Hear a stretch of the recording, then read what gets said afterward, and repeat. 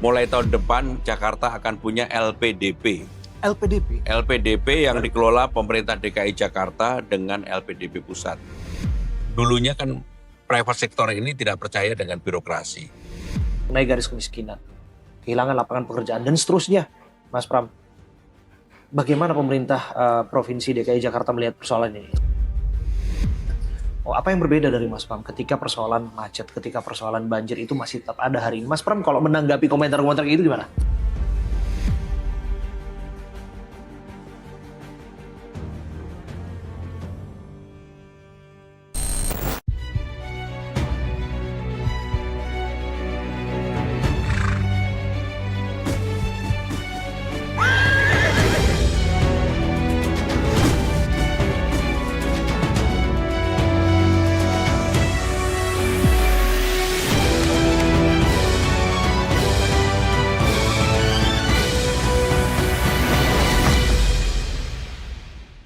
Didukung oleh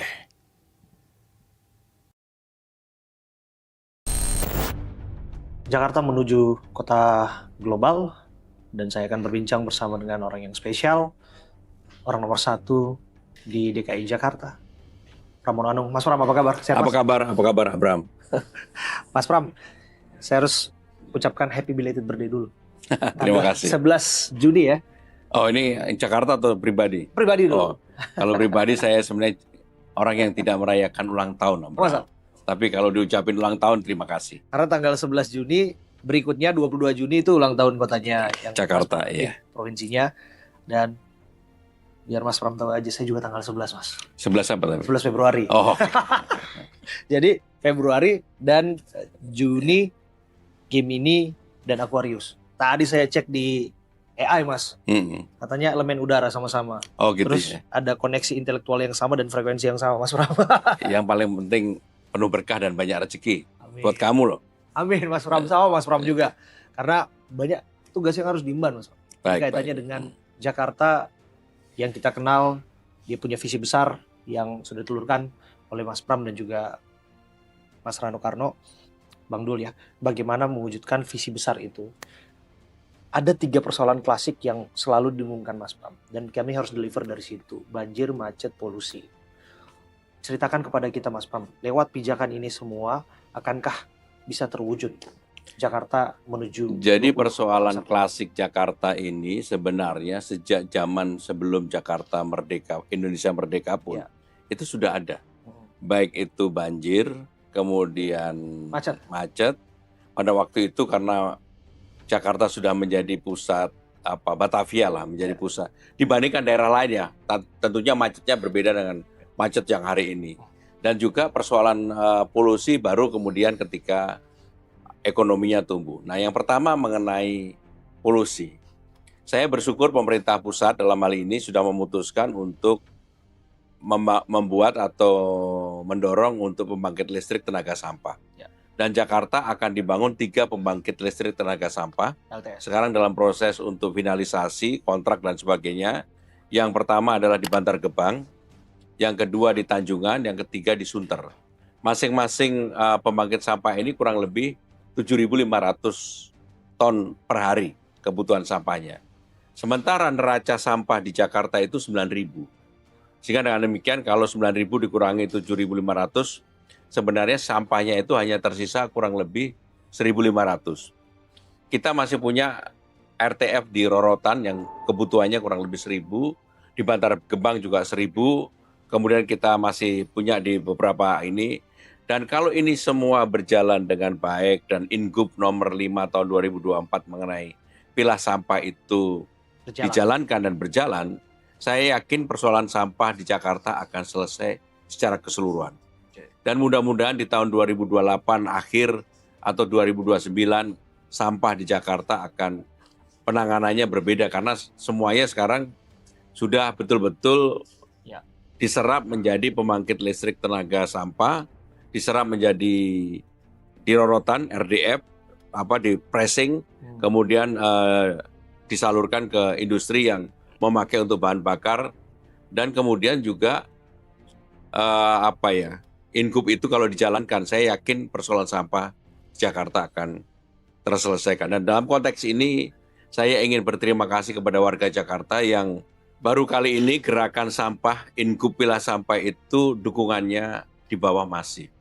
Dan saya sudah cek hampir sebagian besar RT, RW, kecamatan, kelurahan, mereka menjalankan itu.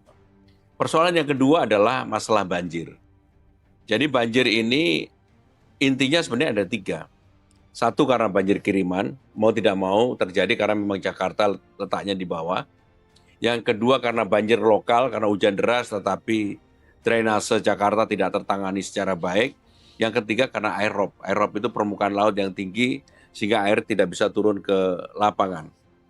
Nah, apa yang dilakukan oleh pemerintahan yang saya pimpin? Saya melanjutkan sebenarnya apa yang sudah blueprint yang dulu dipersiapkan dari pemerintah yang sebelumnya. Salah satunya adalah normalisasi sungai. Mau nggak mau, suka nggak suka, normalisasi sungai Ciliwung dilakukan, Krukut dilakukan, Era Pak Ahok nih ya. Cakung Lama. Ini sebenarnya bukan zaman Pak Ahok, zaman Pak Harto. Ini sudah ada, hanya memang dulu tidak dilanjutkan. Nah, saya sekarang melanjutkan lagi, pembebasan lahannya sudah, bahkan pengerukan sudah. Memang dalam pelaksanaannya mungkin yang membedakan saya nggak nungguin ketika sungainya dikeruk gitu ya. Karena saya memang lebih melakukan berpikir secara teknokrasi. Dan alhamdulillah sekarang ini pelaksanaan itu mungkin nanti akan lebih masif mulai bulan Agustus ini. Tapi untuk Krukut dan Cakung Lama, terutama untuk masyarakat misalnya yang di Kelapa Gading dan sebagainya, saya yakin kalau ini digali, dinormalisasi, mudah-mudahan akan secara signifikan mempengaruhi banjir di Jakarta. Komunikasinya Mas dengan warga setempat Mas? Oh, udah pembebasan, udah dianukan.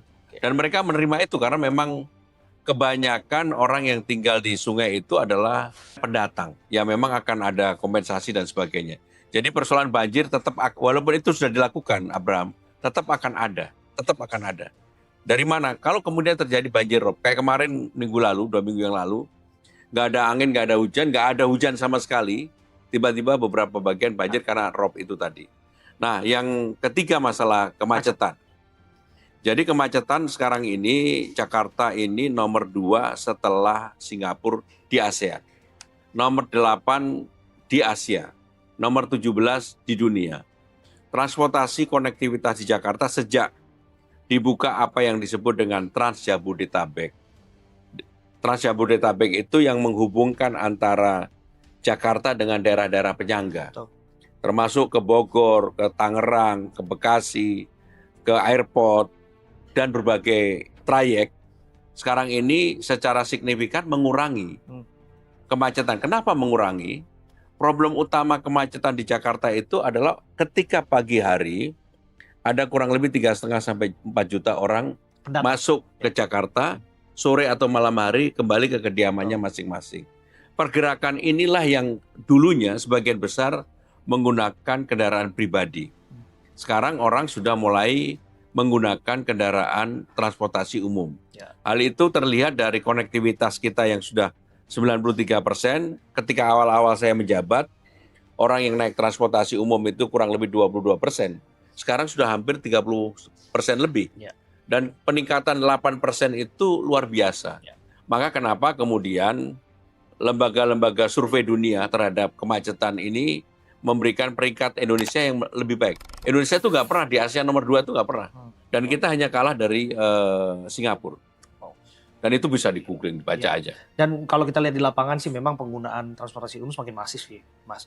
Kita melihat apalagi fenomena yang terjadi hari ini ya Mas ya, dinamika politik global membuat ada penyesuaian, ada efisiensi ya di BBM, dan pada prakteknya alihnya ke banyaknya ke bus Transjakarta tuh Mas. Ya, sekarang ini kan transportasi umum yang dikelola oleh pemerintah DKI Jakarta, bayarnya kan murah sekali ya. Di bawah jam 6 2.000, di atas jam 6 itu 3.500 dari Bogor sampai Blok M. Bahkan dari Blok M ke bandara, kalau orang dari Bogor ke Blok M, kemudian dari Blok M ke bandara itu hanya 7.000 kalau naik full Trans Jabodetabek.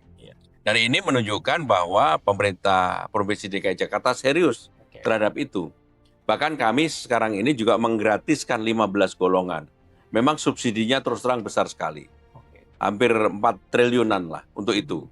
Kenapa saya lakukan? Karena memang problem di Jakarta itu yang selalu berulang kali saya sebutkan, perbedaan antara orang kaya miskin itu masih terlalu dominan. Ya. Yang disebut dengan Gini rasio. Ya. Jadi kelompok yang tidak beruntung tadi, saya jarang mau menyebutkan dengan orang miskin.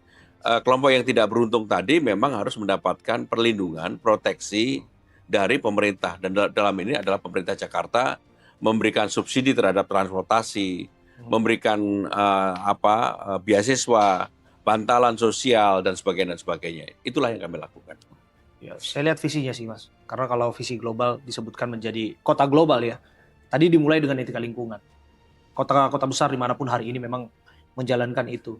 Dan balik lagi, kalau kita menuju ke arah sana banyak elemen juga yang harus dipertimbangkan. Salah satunya adalah sumber daya manusianya, Mas Pram. Jadi Jakarta sekarang ini untuk urusan SDM, untuk urusan pendidikan, yang pertama saya yakin nggak ada daerah yang memberikan beasiswa yang jumlahnya seperti Jakarta. Jakarta itu memberikan beasiswa jumlahnya 707.520.000 siswa dari SD sampai SMA. 15.900 mahasiswa. Kurang lebih kalau dijumlah hampir 2 triliunan lah. Bahkan sekarang ini bagi keluarga tidak mampu yang ijazahnya tidak bisa diambil sekolah di mana aja, pemerintah yang akan mengambilkan itu. Karena orang kalau sudah ijazahnya misalnya 2, 3, 4 tahun tidak diambil, pasti nggak akan terambil. Dan ini pasti dari keluarga yang tidak mampu. Sehingga demikian pemerintah harus hadir dalam momen-momen yang seperti itu. Dan itulah yang menjadi hal kenapa saya memberikan perhatian secara khusus, bahkan mulai tahun depan Jakarta akan punya LPDP. LPDP yang dikelola pemerintah DKI Jakarta dengan LPDP pusat. Wow. Kurang lebih akan ada 50-75 mahasiswa yang kami sekolahkan ke luar negeri. Mereka silakan untuk memilih tempatnya. Selama lulus itu nanti pemerintah DKI Jakarta yang akan membiayai melalui LPDP pusat. Jadi kerjasama dengan LPDP pusat. Oke, 50 sampai 75. Untuk termin pertama dulu ya, Mas? Iya. Mas Pram. Ini untuk luar negeri aja, untuk dalam negeri belum? Kalau dalam negeri kan kita punya KJMU, Kartu Jakarta Mahasiswa Unggul. Oke. Dan itu bisa untuk S1, S2, dan S3. Oke, jadi ini upaya yang dilakukan untuk pembekalan sumber daya manusia ya? Untuk pembekalan sumber daya manusia dan memotong garis ketidakberuntungan. Karena saya meyakini dalam keluarga yang tidak beruntung, kalau mereka ingin maju, maka kata kuncinya anaknya harus sekolahnya menjadi lebih baik.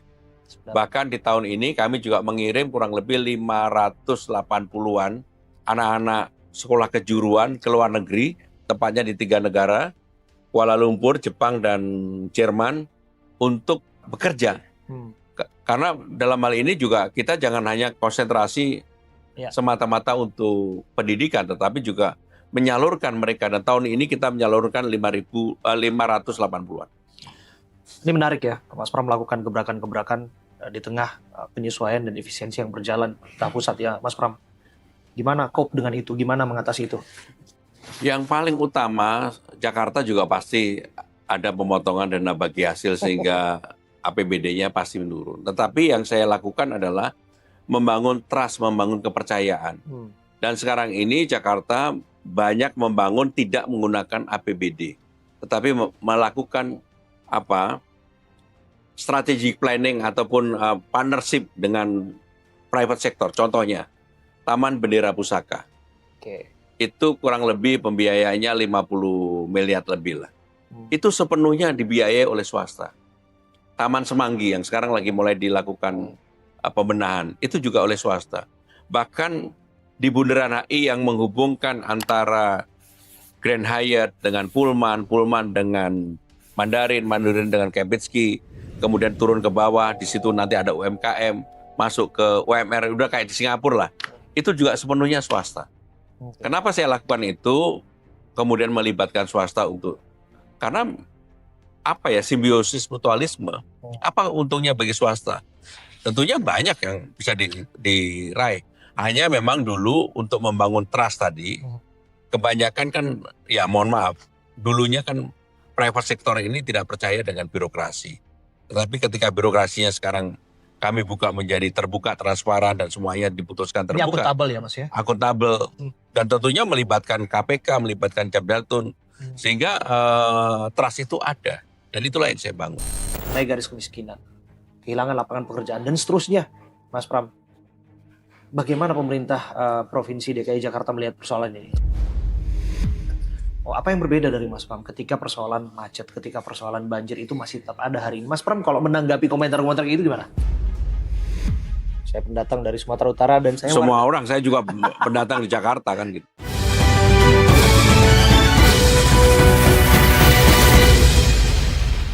Didukung oleh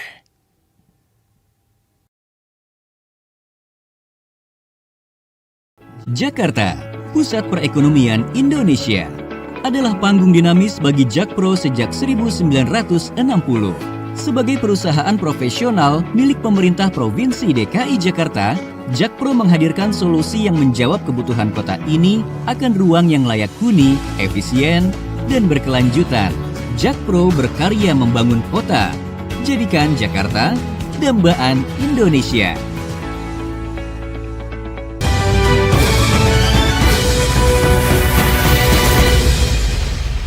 didukung oleh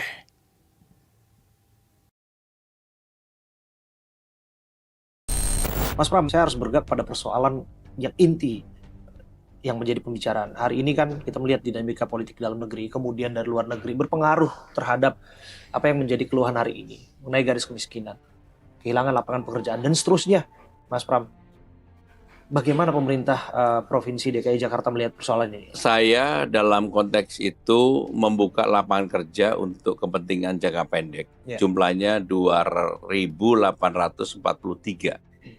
Dan yang saya kaget, memang sekarang ini kebutuhan lapangan kerja itu tinggi sekali. Begitu dibuka, dalam waktu 2 hari, yang daftar di atas 100.000. Wow. Karena memang yang disiapkan tadi Mas, berapa Mas? 2.843. 843. Yang daftar? Dalam waktu 2 hari lebih dari 100.000. Dan memang ini kan lapangan kerja untuk ijazah apapun. Dan mereka menerima UMR. Kenapa ini dilakukan? Supaya masyarakat yang belum mempunyai pekerjaan, mereka mempunyai kesempatan untuk bekerja dengan gaji UMR di Jakarta, yang kurang lebih 5 juta. Maka itulah saya mensyaratkan, karena ini memang kan untuk kebutuhan Jakarta. Iya. Syaratnya hanya KTP aja, KTP Jakarta. Jadi nggak ada syarat untuk ijazah dan sebagainya. Syaratnya hanya KTP. Ini sektor formal ya Mas ya? Sektor informal. Informal. Jadi PJLP Pak, jadi pasukan-pasukan itulah. Oke. Ada stimulus lain yang diberikan kepada pelaku usaha misalnya Mas untuk kerja? Kalau di Jakarta saya termasuk dalam kondisi seperti ini malah membebaskan pajak. Contoh, pajak untuk motor dan juga untuk BPHTB. Dalam kondisi seperti ini lebih baik kita memberikan stimulus 50% kepada, termasuk film. Kemarin saya juga barusan mengumumkan untuk perfilman dipotong 50%, 50%-nya uangnya dikembalikan kepada produser. Kenapa itu kami lakukan? Semata-mata supaya dunia film ini juga hidup dalam kondisi tekanan ekonomi yang seperti ini. Sebab salah satu faktor yang menyebabkan mereka tidak bisa berproduksi seringkali karena pajaknya terlalu besar. Dan itu kami berikan kemudahan. Jadi nggak salah kata AI yang lahir tanggal 11 itu punya insting kreatif katanya Mas. Jadi proyek terhadap industri kreatif Mas. Karena pengalaman saya tahun lalu ketika tekanan ekonomi juga kurang lebih sama, maka saya terus terang mendorong kegiatan-kegiatan keagamaan di Bundaran HI. Mulai dari Christmas Carol kolosal, Imlek, Waisak, macam-macam lah, termasuk Idul Fitri. Dan itulah yang menaikkan orang belanja di Jakarta. Termasuk kemarin 2 minggu yang lalu ketika ada Jakarta International Marathon atau JAKIM, betul-betul kami persiapkan orang yang mau ikut 45.000 lebih, dan kemudian mempunyai multiplier efek kepada ekonomi Jakarta dalam 2 hari itu 255 miliar. Nah, cara-cara seperti itulah yang kami lakukan untuk menghidupkan Jakarta. Termasuk diam-diam saya coba telah jangan-jangan Mas Pram ini seorang K-popers yang kita lihat BTS katanya akan ditambah tambah 1 hari jadi 3 hari. Jadi 3 hari. Itu jadi ways yang dijalankan ya Mas ya? Iya, termasuk nanti persoalan JIS. Oke. Sekarang udah selesai, sekarang orang kalau mau ke JIS lebih gampang. Oke. Jembatan penghubung antara JIS sama Ancol sudah kita hubungkan. KRL-nya sekarang juga berhenti di JIS, sehingga transportasi ke JIS menjadi lebih gampang. Itulah yang saya yakini akan memudahkan orang untuk misalnya kalau ada konser di JIS pasti lebih gampang. Dan sekarang parkir nggak perlu lagi di JIS, parkirnya di Ancol. Karena parkir di Ancol itu bisa nampung 10.000 mobil juga bisa nampung. Dan tinggal jalan kaki kurang lebih 300 meter. Ya menarik, karena ini juga berpengaruh pada turisme juga ya Mas. Iya. Sektor yang harus ditingkatkan, bagian dari penggalang ekonomi. Tapi Mas, saya harus dalami ini mengenai tugas-tugas tadi Mas Pram. Ini kan nggak mudah Mas Pram. Persoalan klasik ini yang terus berulang, dan kalau kita coba rangkum apa yang disampaikan oleh, ada aja kan netizen yang menyampaikan, apa yang berbeda dari Mas Pram ketika persoalan macet, ketika persoalan banjir itu masih tetap ada hari ini. Mas Pram kalau menanggapi komentar-komentar itu gimana? Nggak apa-apa. Yang namanya gubernur itu harus mendengar. Dan saya membaca semua komentar itu. Bahkan yang nggak menyenangkan pun saya malah bahagia. Kenapa bahagia? Itu menjadi hal untuk menjadi masukan saya sebagai gubernur. Contohnya, minggu lalu kan saya meresmikan Rasuna Said. Memotong 109 monorail. Sekarang jalannya udah lebih rapi. Saya adain Car Free Day di situ. Memang Car Free Day-nya dari 5.30 sampai dengan jam 9. Ada yang protes. Kenapa kok cuma sampai jam 9? Kenapa kok tidak sampai jam 10? Sama dengan Sudirman Tamrin. Jam 9 aja diprotes, apalagi jam 10 kan gitu. Kenapa ya berbeda dengan Sudirman Tamrin? Karena di situ ada tempat-tempat ibadah yang baru mulai itu jam 10. Sebagai gubernur tentunya saya juga mempertimbangkan itu. Maka kenapa membedakan antara Sudirman Tamrin dengan Rasuna Said? Rasuna Said hanya sampai jam 9, Sudirman Tamrin sampai jam 10. Karena di Kuningan itu banyak sekali tempat-tempat ibadah yang baru mulai jam 10. Sehingga saya juga harus toleransi terhadap itu. Gitu. Nah, yang seperti itulah yang harus dipikirkan. Ini harus tahu juga, karena salah satu ciri dari kota global itu juga harus kaitannya dengan moderasi warganya ya Mas. Oh ya pasti. Dan Anda juga intervensi ke sana. Ya pokoknya saya memberikan ruang kenyamanan lebih luas bagi siapapun. Walaupun kenyamanan itu diberikan belum tentu direspon positif, nggak apa-apa juga. Contohnya lah, yang kemarin viral banget. Ketika kita melakukan penertiban ojol, yang kemudian di Jakarta Timur, yang akhirnya berdamai dan sudah selesai. Tetapi begitu dilakukan penertiban, pasti ada yang tidak puas. Dan pasti ada yang komplain terhadap itu. Dan tidak semua kelompok bisa dipuaskan dalam konteks seperti itu. Tapi untuk ketertiban Jakarta, ya sekarang ini saya sudah menetapkan jalan-jalan protokol nggak boleh lagi orang parkir sembarangan. Apakah itu ojol, apakah itu taksi, apalagi parkir di tempat-tempat trotoar dan sebagainya. Dan harus adil bagi siapa aja, nggak boleh ada diskriminasi. Luar biasa, nggak boleh ada diskriminasi balik kalangan apapun. Mungkin saya menyuarakan satu hal Mas. Ini soal fenomena job hugging sama job begging hari ini kan untuk mendapatkan pekerjaan dirasa sulit, tapi untuk melepasnya juga dirasa nggak menyenangkan pun itu terasa sulit. Utamanya Mas, ini di kalangan profesi misalnya. Saya bicara, Mas Pram kan sangat dekat dengan kalangan wartawan. Mas Pram melihat fenomena bagaimana media hari ini juga mendapatkan tantangan besar di industri. Bagaimana Mas Pram melihat?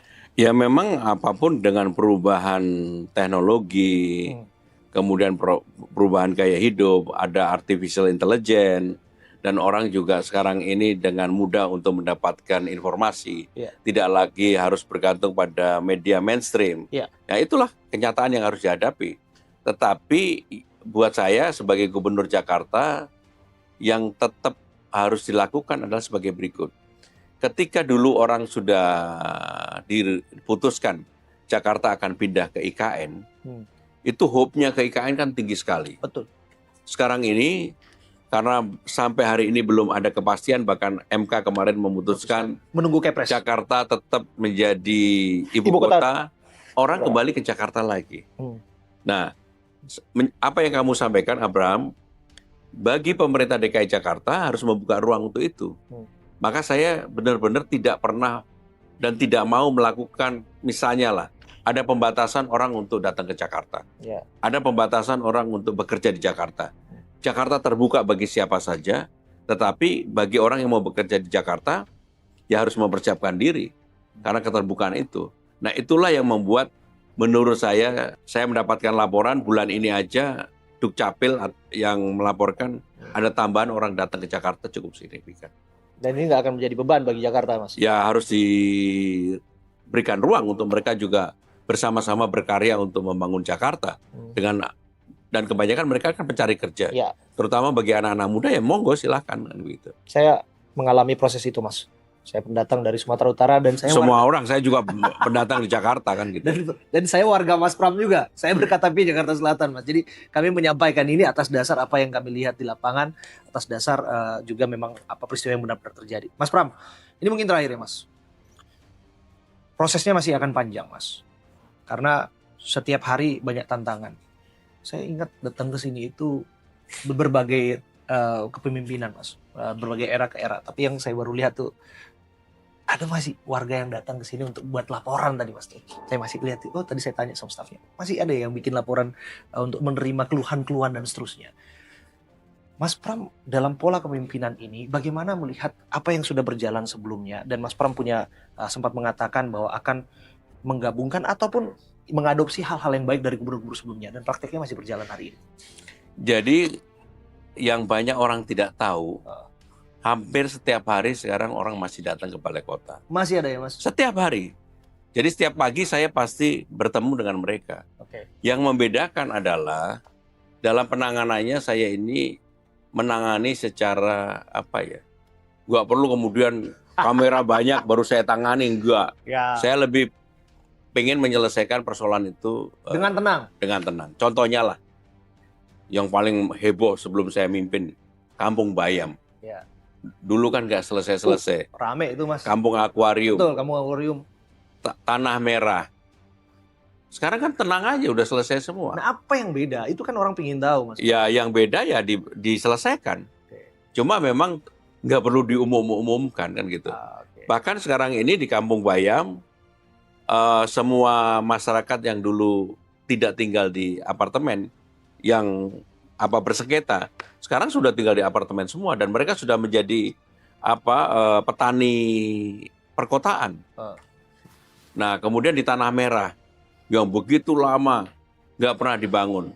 Bahkan saya udah 2 kali datang ke Tanah Merah dan fasilitas publiknya kita perbaiki, termasuk saluran. Sekarang mereka punya KTP. Dulu kan nggak punya KTP. Nah, itulah cara saya menyelesaikan. Nggak perlu ribut-ribut, tapi yang penting mereka menikmati itu. Ya memang beda cara, beda komunikasi ya, Mas Pram ya. Jadi dapat masukan-masukan juga dan ini bisa dikerjakan. Mas Pram, sekali lagi kami ucapkan selamat bekerja ya, Mas Pram. Terima kasih Abraham. 1 tahun 4 bulan sekarang ya, Mas Pram ya. Masih banyak PR-PR yang harus diselesaikan, Mas Pram. Rasanya udah 5 tahun. Enggak, bercanda aja. Mas Pram, banyak pengalamannya, kita tahu pengalaman birokrasinya dan seorang juga yang begitu terbuka terhadap siapapun, termasuk media, Mas Pram. Pokoknya Abraham, media kalau sama saya mau nanya apa aja pasti saya jawab. Kalau saya nggak jawab, saya juga akan bilang maaf saya nggak jawab. Jadi harus dijawab gitu. Baik Abraham, terima kasih. Mas Pram, kasih. sukses untuk Terima kasih.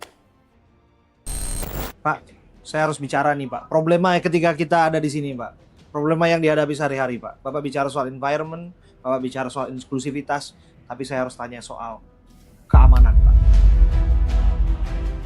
Menyelesaikan persoalan, andai kata memang kita lihat beberapa persoalan yang viral hari ini adalah dugaan pelecehan seksual.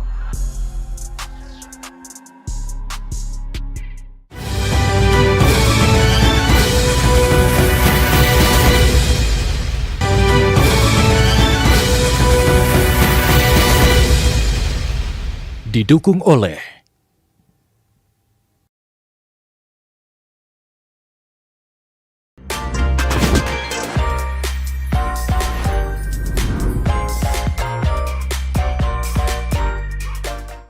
Sobat saya Abraham Silaban, saya menunjukkan kepada Anda portret pusat kota Jakarta, portret bagaimana roda kehidupan berjalan di sini. Di belakang saya adalah bundaran HI, ada tulisan di sana Jakarta menuju 5 abad, 499 tahun usia kota Jakarta. Tentu ada visi besar yang harus dicapai di depan mata. Disebutkan Jakarta akan menuju top 20 global city. di tahun 2045. Bagaimana pembangunan pendidikan lingkungan, bagaimana transportasi menjadi satu elemen di dalamnya. Tapi yang jelas saya berada di halte Bundaran HI Transjakarta, di mana saya bisa melihat, nah itu salah satunya tuh, yang baru melintas, bus listrik, bus Transjakarta yang sehari-hari menjadi sarana keluarga bisa mencapai tujuannya, bekerja, bersekolah, dan seterusnya.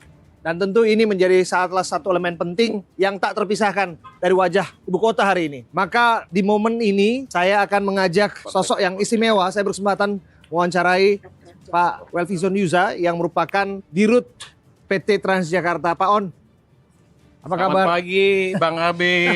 Sehat Bapak? Alhamdulillah sehat. Luar biasa Pak ini ya, pemandangan pagi dari halte Bundaran HI ya Pak? Bundaran HI Astra. Jadi kita berada di Anjungan. Ya, ini salah satu halte ikonik Transjakarta, Bundaran HI Astra, di mana kita bisa menyaksikan titik sentral kota Jakarta di Bundaran HI. Tadi saya melihat nih Pak ya, ini moda transportasinya itu kan kalau kita lihat oke, pagi hari ini relatif lebih lancar ya Pak ya. Tapi kalau saya hitung tadi ya, nggak nyampe hitungan detik, nah lewat lagi tuh. Bus Transjakarta lagi lewat, ada bus listriknya lewat. Luar biasa ya Pak ya, armadanya udah berapa banyak ini Pak. Betul. Sampai kita bisa lihat. Ini nggak ada henti-hentinya Pak. Kita berada di koridor utama, ini koridor 1 dan juga lebih dari 20 rute terhubung dengan koridor ini. Dan saat ini kita mengoperasikan 5.227 unit.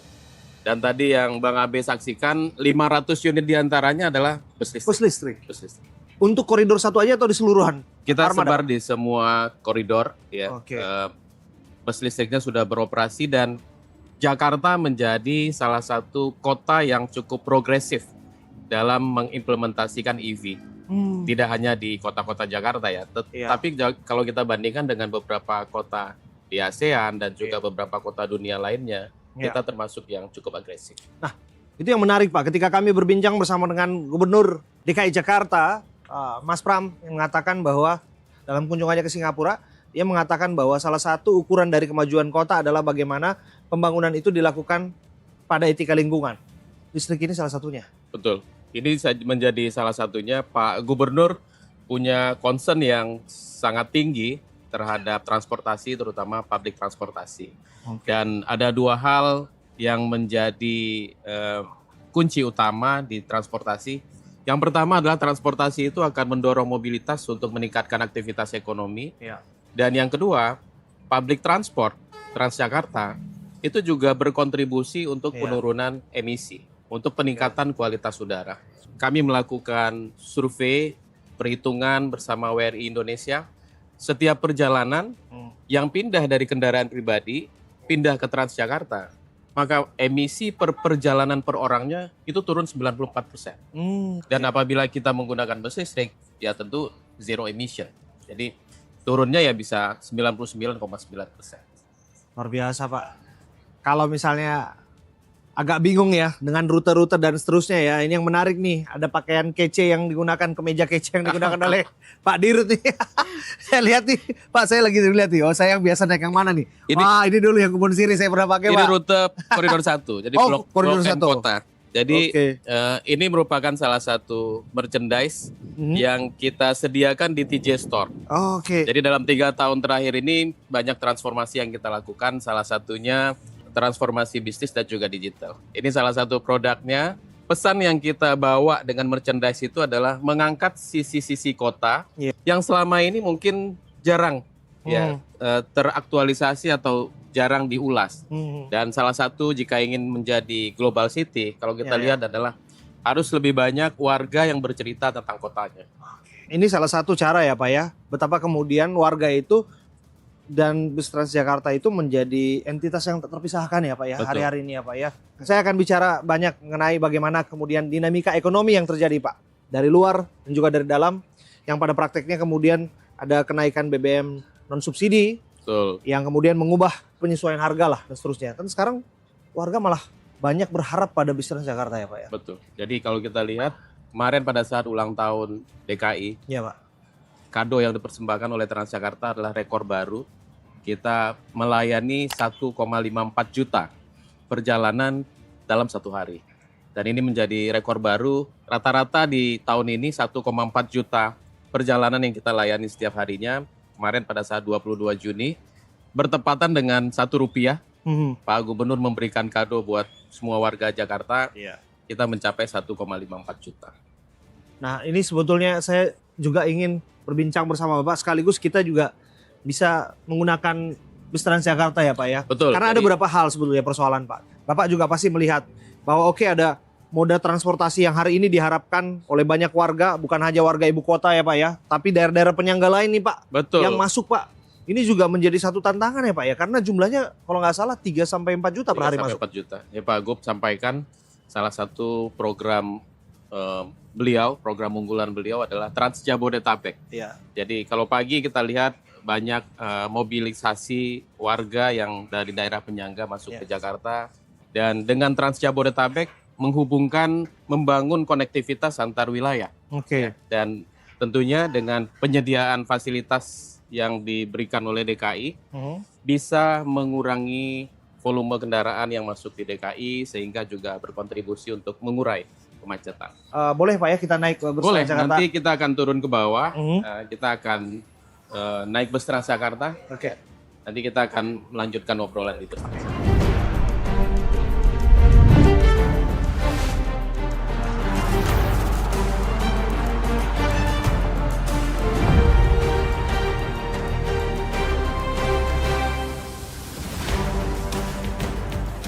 Nah, ini kita sudah menggunakan bus listrik yang menuju kemana nih Pak? Ini kita menuju halte Balai Kota. Oke. Ya. Jadi ini salah satu dari 500 bus listrik yang sudah kita operasikan saat ini. Dan kalau kita lihat ini sangat senyap. Ya, karena baterai ya bukan bahan bakar BBM ataupun gas, sehingga sangat senyap. Kemudian juga kalau kita lihat ya di halte ini getarannya pun juga relatif lebih stabil sih. Lebih stabil. Ya. Yang duduk di kursi merah ini prioritasnya lansia, terus kemudian pelanggan disabilitas, ibu hamil, dan juga pelanggan dengan balita. Ini bagian adalah ruang khusus perempuan. Bagian depan khusus perempuan. Ini adalah untuk kursi roda. Nah, kayak di sini ya Pak ya. Oke. Jadi posisi ini ruang untuk pelanggan kursi roda. Kursi roda juga ya Pak ya. Pak, saya harus bicara nih Pak. Problema ketika kita ada di sini Pak. Problema yang dihadapi sehari-hari Pak. Bapak bicara soal environment, Bapak bicara soal inklusivitas, tapi saya harus tanya soal keamanan Pak. Isu yang berkali-kali terjadi di public transport kita adalah satu, isu perlindungan terhadap perempuan Pak. Ya. Gimana Pak problematika ini Pak? Iya, angkanya terus menurun dengan cukup drastis. Ada beberapa hal yang kami lakukan. Kita menyiapkan petugas yang tadi ada di halte, di layanan non-BRT juga ada yang petugas yang kita tempatkan di bus, dan juga ada petugas yang tertutup. Ya, jadi yang mungkin tidak menggunakan seragam, dan bus ini dilengkapi dengan 16 CCTV, baik di eksterior ataupun di interior. Ini ada CCTV ya Pak ya? Betul. Jadi baik ini di semua bus. Bus Pak. Nah, ada 16 titik di dalam dan juga di luar, sehingga kondisi yang ada di bus itu bisa kita monitor, ya termasuk juga di eksternalnya. Kita lihat kan memang sudah lengkap ya kalau CCTV ya Pak ya. Tapi kalau dalam kondisi berdesak-desakan ini Pak, yang terjadi adalah ketika ada interaksi dan seterusnya. Bagaimana memitigasi hal tersebut dan bagaimana kemudian menyelesaikan persoalan? Andai kata memang kita lihat beberapa persoalan yang viral hari ini adalah dugaan pelecehan seksual. Beberapa case kita dampingi, jadi untuk bisa memberikan efek jerah. Di 2 tahun lalu ada beberapa case yang sampai ingkrah diputuskan di pengadilan, dan ini memberikan efek jerah buat yang lainnya. Campaign juga terus kita lakukan, dan saat ini kalau kita lihat public transport ini juga bisa merubah culture atau budaya. Kita lihat orang saling menjaga, dan pelanggan kita itu sudah sangat teredukasi pada saat ada pelanggan lain yang lansia ya, atau prioritas membutuhkan tempat ya. Mereka akan berdiri dan mempersilahkan kepada kelompok yang membutuhkan untuk bisa menggunakan fasilitas di kursi prioritas. Ya, dan memang harus dibangun secara natural sih memang itu ya Pak. Secara organik ya, bagaimana interaksi itu terjadi sehari-hari begitu, dan kemudian terbentuklah budaya santunan, budaya saling menghargai apa ya. Tapi memang prosesnya nggak mudah Pak ya. harus dijelaskan juga yang prioritas yang mana. Kadangkala ketika kita lihat semacam ada kewajiban ya perempuan dalam kondisi terlihat seperti bugar, laki-laki yang duduk dia harus berdiri dan berikan kepada perempuan kan. Tapi di sisi lain juga ada yang merasa bahwa orang yang lebih tua dia harus mendapatkan tempat duduk, berharap mengalah, tapi tidak demikian yang diharapkan, sehingga terjadilah cekcok dan seterusnya Pak. Ini kan jadi soal ya dinamika lapangan Pak. Itulah butuhnya petugas, dan kita juga punya PIN namanya Perista ya. PIN prioritas Transjakarta. Jadi kita memberikan PIN untuk ke pelanggan prioritas kita. Oh ya? Ini diakses dari mana Pak PIN-nya? Bisa mendaftar di website ataupun aplikasi Transjakarta, kemudian nanti kita verifikasi, kita berikan PIN. Mengenai SDM Pak, apakah mereka benar-benar juga memiliki kecakapan Pak? Ini kaitannya dengan potensi kecelakaan yang bisa terjadi kan. Percakapan hari-hari ini juga ya masih ada saja yang namanya insiden lah. Nah, insiden kecelakaan dan seterusnya. Bagaimana mitigasi Pak? Ya.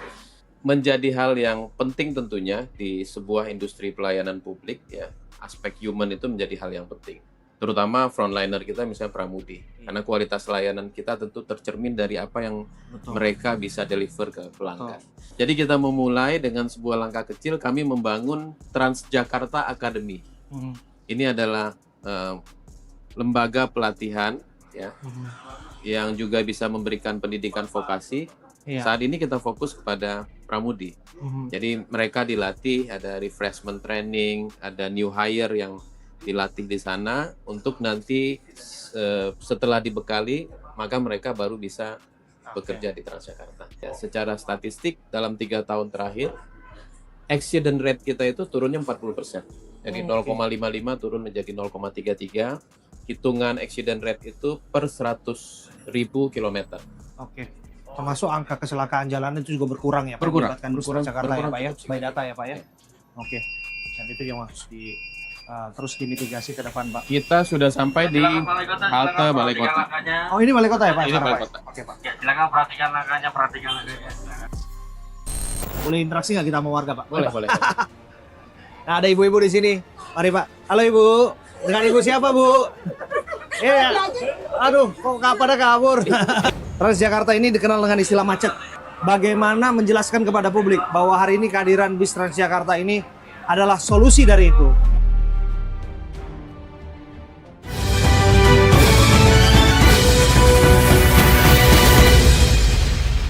Didukung oleh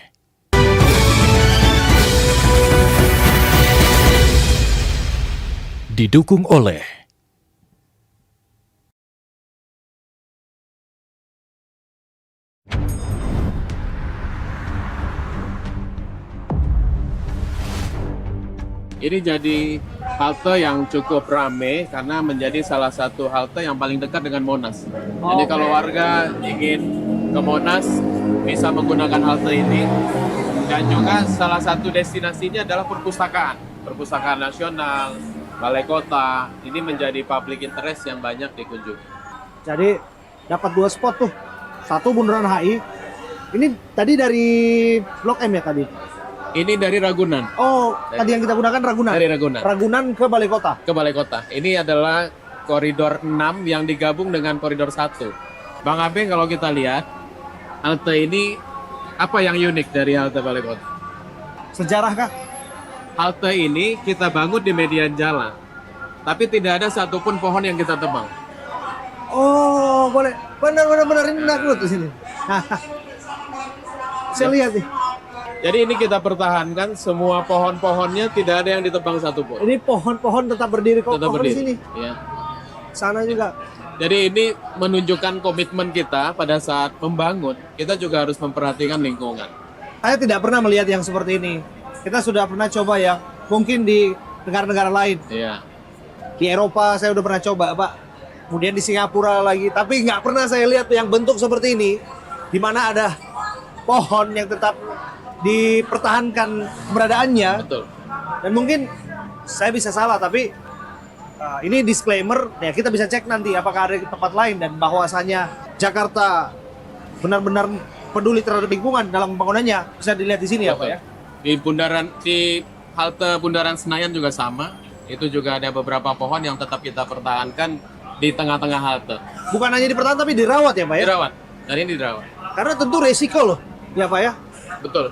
Dan ya ini dirawat dan kalau kita lihat ini tumbuh dengan baik.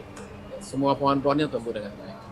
Kita lihat di sini interaksi warga ya Pak ya, tempat duduknya memang nyaman betul. Kalau kita lihat di sini Pak, boleh interaksi nggak kita sama warga Pak? Boleh, boleh. Nah ada ibu-ibu di sini, mari Pak. Halo Ibu, dengan Ibu siapa Bu? Ini lagi liburan kayaknya ibu-ibu. Ya dari mana Ibu? Saya dari Serang. Warga Serang. Iya. Oh, oke. Naik Transjakarta ke Iya. sini tadi. Iya. Oh luar biasa. Lagi liburan, Bu? Lagi liburan? Iya, mau janjian sama temen di Monas. Oh, mau Oh, janjian. mau janjian sama teman di Monas. Iya, temen dari Surabaya lagi datang di Monas jadi kita janjian. Gimana Bu? Kesannya naik Transjakarta?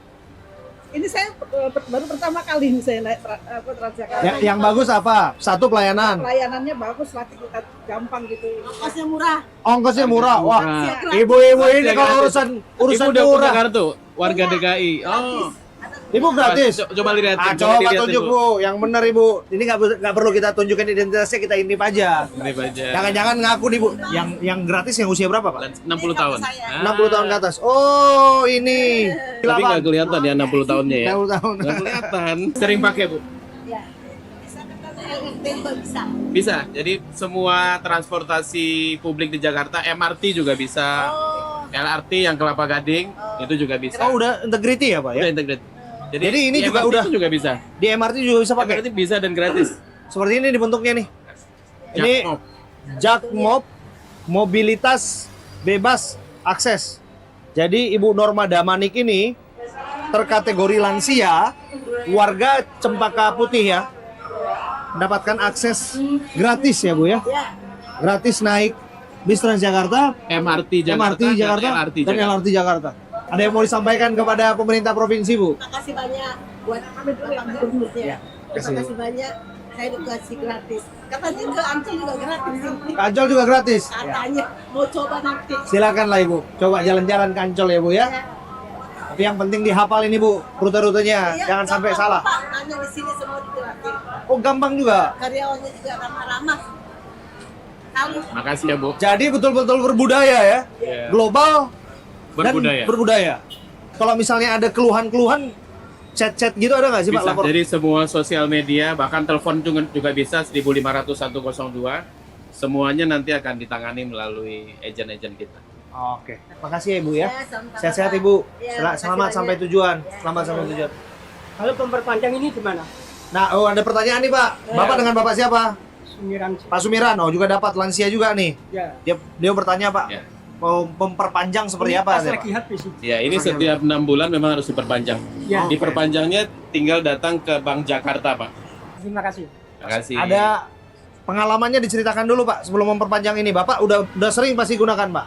Ya seminggu sekali lah. Ya. Oke. Gimana pengalamannya menggunakan bis Transjakarta? Enak sekali. Seberapa sering naik Transjakarta Pak? Ya kalau lagi perlu ya, tapi seminggu sekali. Ada yang mau disampaikan Pak Dirut? Ini ada dua Pak Iya. dari pengguna Transjakarta yang dua-duanya ternyata lansia loh Pak. Ini kita nggak Kebetulan- janjian sama sekali kebetulan nih. Kebetulan mendapatkan fasilitas kartu layanan gratis. Iya. Ya.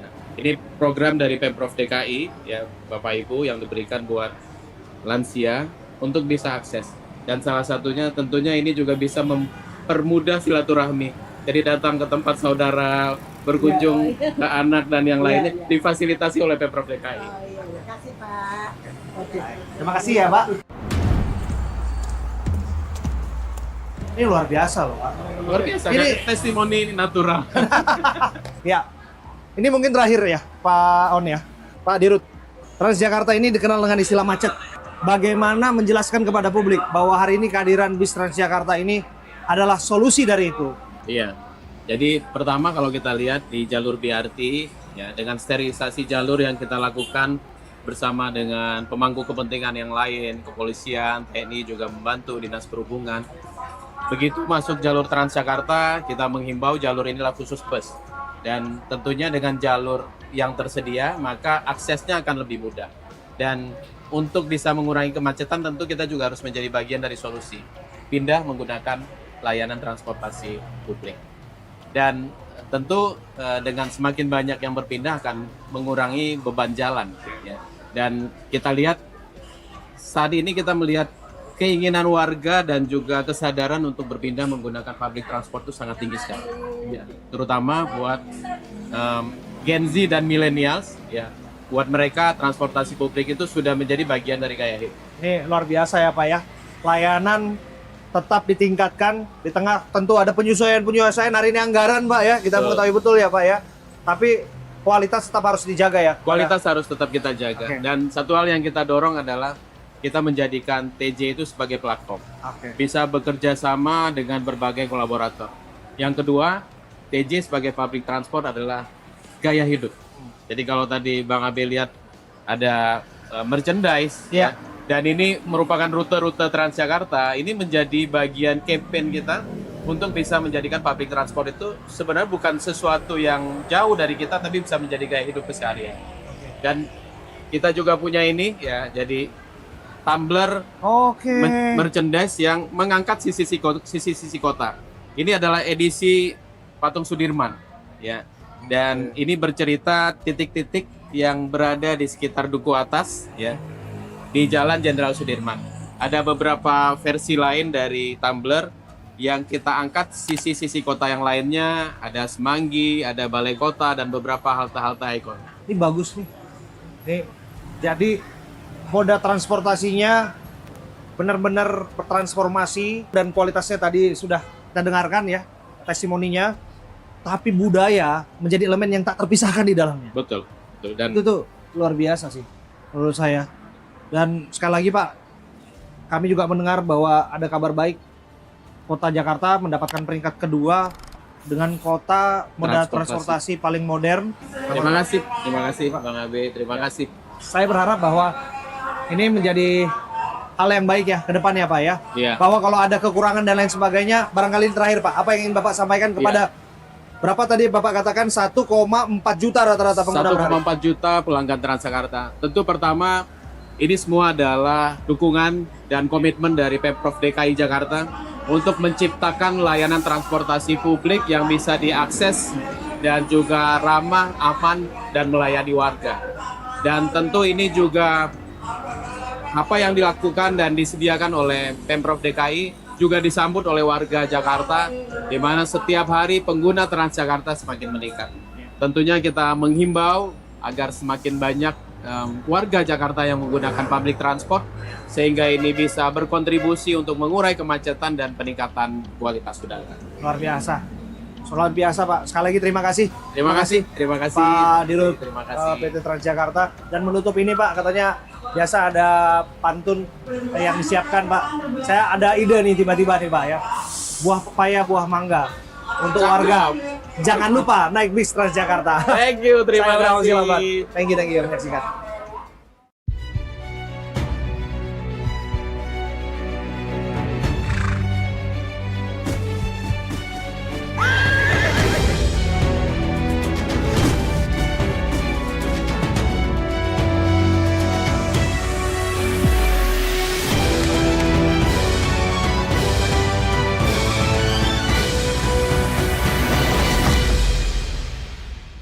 Didukung oleh